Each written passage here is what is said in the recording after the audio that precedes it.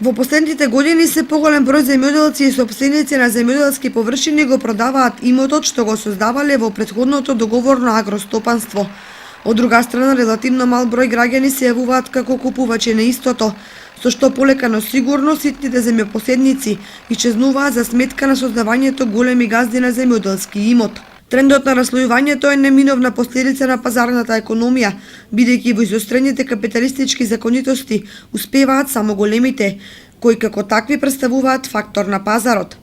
Друг момент кој влијае на ваквите појави е миграцијата на младата работоспособна сила, која наместо за земјоделието како нискодоходовно се одлучува да замени на печалба во странство. Луѓето што не можат да си ги одржуваат површините, имат или мали, остарени лица обично, децата или се иселени од овој град, што не можат веќе да ги одржуваат, и бидејќи нивите да не се запустуваат, доста плодна површина, почвата е доста плодна, се појавуваат други луѓе што можат да ги одржуваат и ги окрупнуваат површините околу нив кои се продават и у секој момент се спремни да ги купат.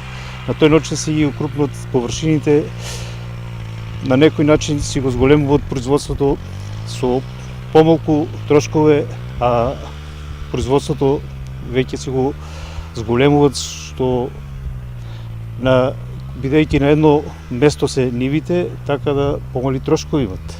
И не се расцепкани површините, веќе се иде и на тоа, да се укрупнат самите површини. Раздвижењето купопродажни текови можеби ќе ги променат социјалните разлики, но дефинитивно ќе придонесат и за подобрување на вкупните состојби во агростопанството. Окрупнувањето на земјоделските парцели, организираноста се предностите на големите играчи во земјоделието, а тие несомнено ќе доведат до подобри резултати од аспект на квалитет и квантитет.